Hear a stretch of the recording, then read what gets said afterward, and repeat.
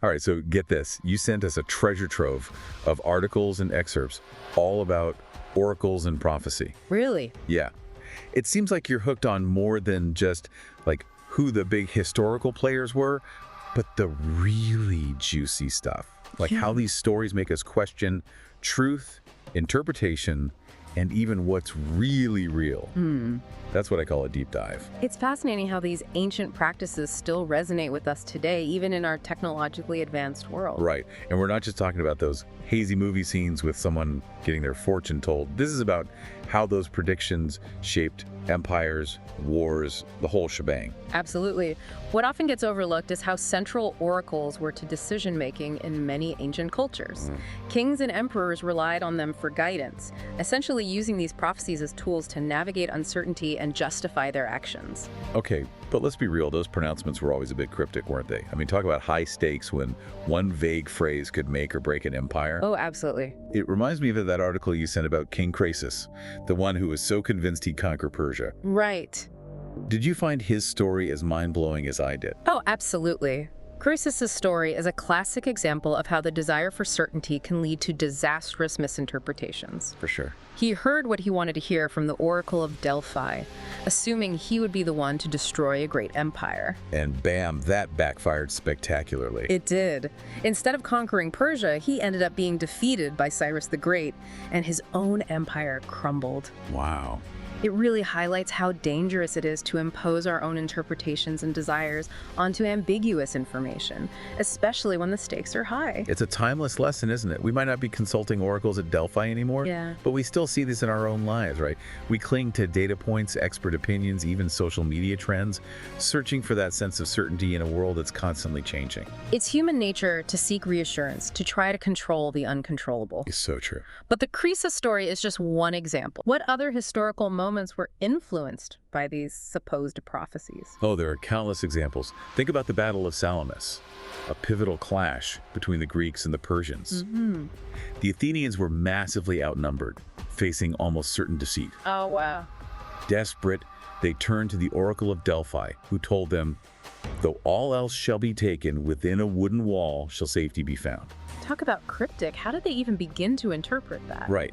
It was Themistocles, an Athenian general, who connected the dots. Okay. He convinced everyone that the wooden wall referred to their navy, urging them to focus their efforts at sea. And that gamble paid off big time. They crushed the Persian fleet, securing their independence and shaping the course of Western civilization. Imagine the alternate history if they'd interpreted that wooden wall as, say, barricading themselves within their city walls. It shows how even a seemingly insignificant interpretation can have monumental consequences. That's mind-blowing. It's like a choose-your-own-adventure, but with the fate of nations hanging in the balance. And it wasn't just the Greeks, right? Didn't other cultures have their own versions of this? Absolutely. The ancient Egyptians had oracles within their temples, often dedicated to specific gods. Okay. And remember Alexander the Great. During his conquests, he made a point of consulting the Oracle of Amun at the Siwa Oasis in Egypt. He wasn't looking for stock tips, was he? Not quite.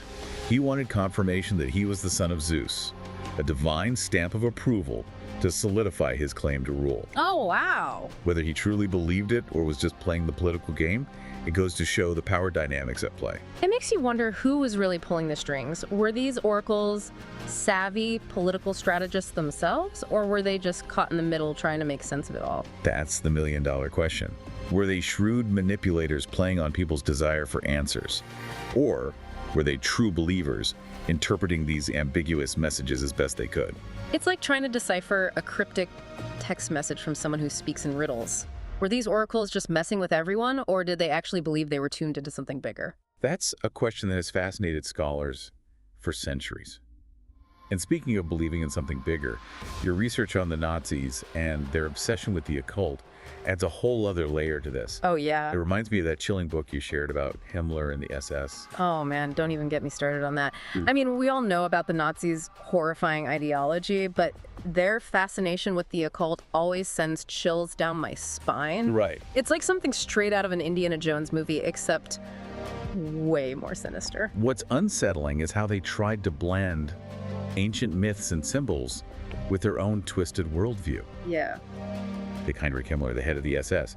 He was utterly convinced that ancient Germanic and Nordic traditions held the key to unlocking some mystical Aryan power. And he wasn't just some fringe character, right? This was the head of the SS, one of the most powerful figures in Nazi Germany. Exactly. And he poured resources into researching these beliefs. Really? He established the Honorbe, this institute dedicated to digging up ancient artifacts and texts. They scoured the globe for lost relics and secret societies, all in the hope of validating their warped ideology. So they were basically twisting history to fit their own narrative. Precisely. It's a stark reminder that the desire for power can make people susceptible to even the most outlandish beliefs, especially when those beliefs seem to offer a path to dominance.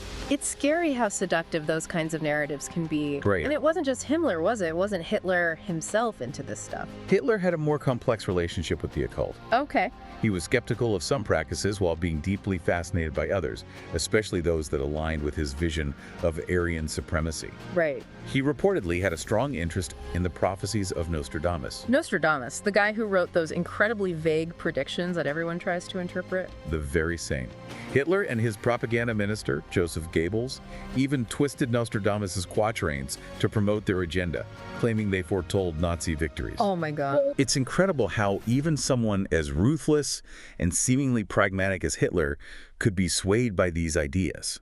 It's both fascinating and terrifying how the human mind seeks patterns, explanations, and sometimes even justifications in the most unexpected places. Right. But here's the thing.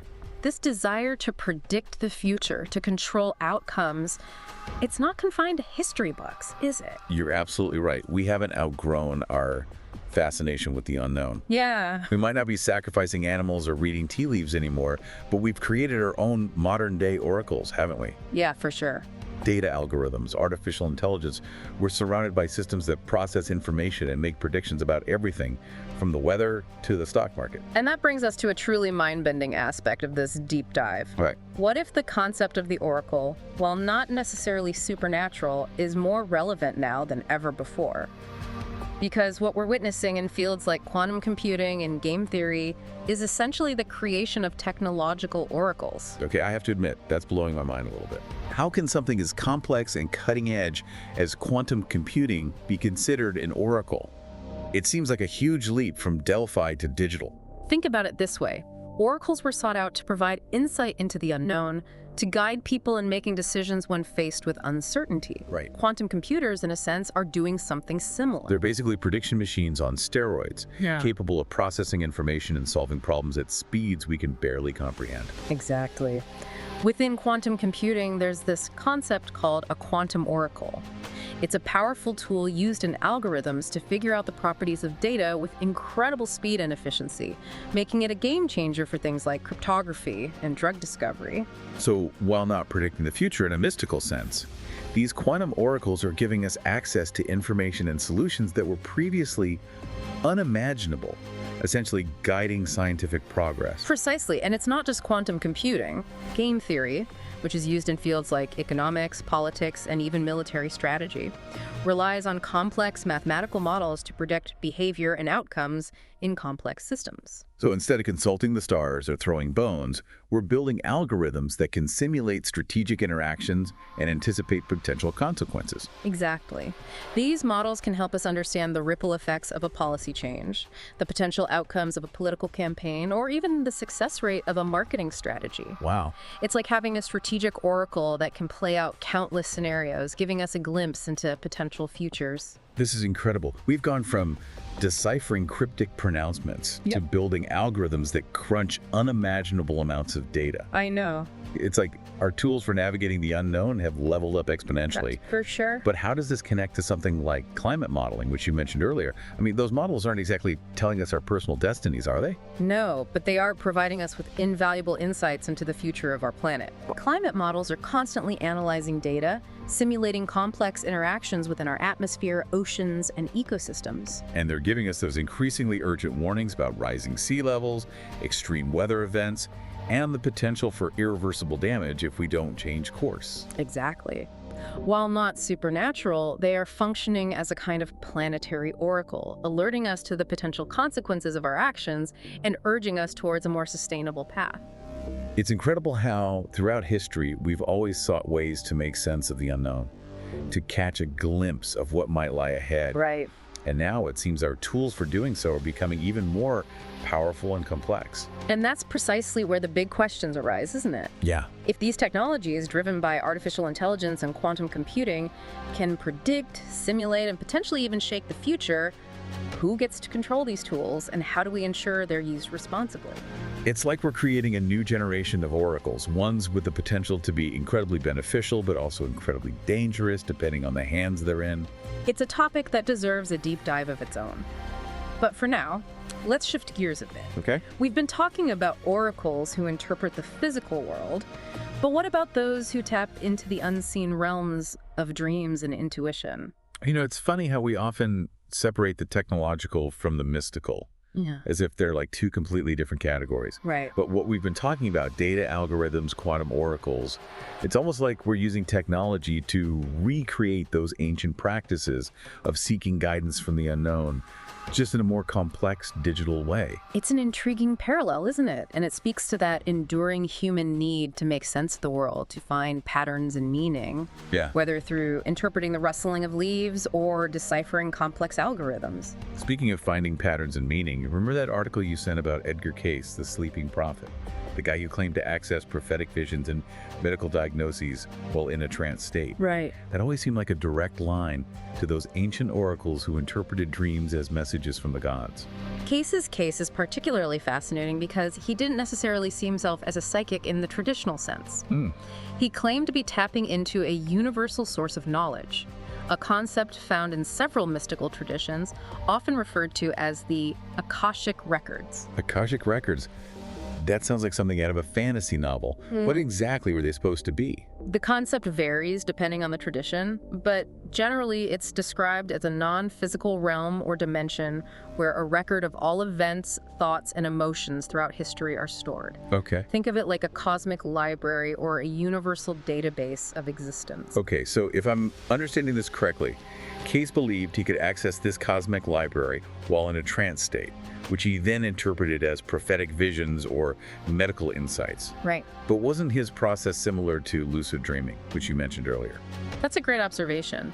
While not exactly lucid dreaming in the traditional sense, Cayce was entering a state of heightened awareness, similar to how lucid dreamers become conscious within their dreams. And it's in this state that he claimed to be able to access information and insights beyond his normal waking consciousness. So whether you call it tapping into the Akashic Records or exploring the depths of his own subconscious, Cayce was essentially using a dreamlike state for divination, much like those ancient oracles who relied on dreams for guidance. Precisely. And it's not just Cayce. Okay. The practice of dream incubation, intentionally trying to influence your dreams to gain insight or solve problems, has been used across cultures and throughout history. So if I wanted to try this myself, are there actual techniques for inducing a lucid dream or even shaping my dream content? Asking for a friend, of course. Well, there are several techniques that practitioners have used for centuries, ranging from reality testing, constantly checking your environment to see if you're dreaming, to visualization exercises, and even keeping a dream journal to improve dream recall. Now, I have to ask, have you ever experimented with any of these lucid dreaming techniques yourself? Perhaps, but what I find particularly intriguing is that modern science is starting to back up the very real nature of lucid dreaming. Really? Yeah, studies have shown that during a lucid dream, certain areas of the brain associated with self-awareness and decision-making are significantly more active than during regular REM sleep. So it's not just some mystical woo-woo, there's actual neurological activity suggesting a heightened state of consciousness. Right. That's pretty mind-blowing. It is. And just as ancient oracles used dreams and altered states of consciousness for divination and guidance, modern-day practitioners are exploring the potential of lucid dreaming for a variety of applications, from overcoming nightmares and phobias to enhancing creativity and even improving physical performance through mental rehearsal. It's amazing how these ancient practices, often dismissed as superstition or folklore, are finding new life and relevance in our modern world, often with the support of scientific understanding. It speaks to the enduring power of the human mind to its capacity for exploration and discovery both within and beyond the realm of our everyday experience. As we wrap up this deep dive, it seems like the more we uncover about history and these age-old practices, the more questions we're left with. It really does. From the oracles of ancient Greece to modern-day AI algorithms, the human desire to make sense of the unknown, to find guidance and meaning, seems to be a constant throughout time. And with each new discovery, with each new technological advancement, we're faced with the same fundamental questions. What does it mean to be human? What is our place in the cosmos? And how do we navigate the unknown with wisdom, responsibility, and a sense of wonder?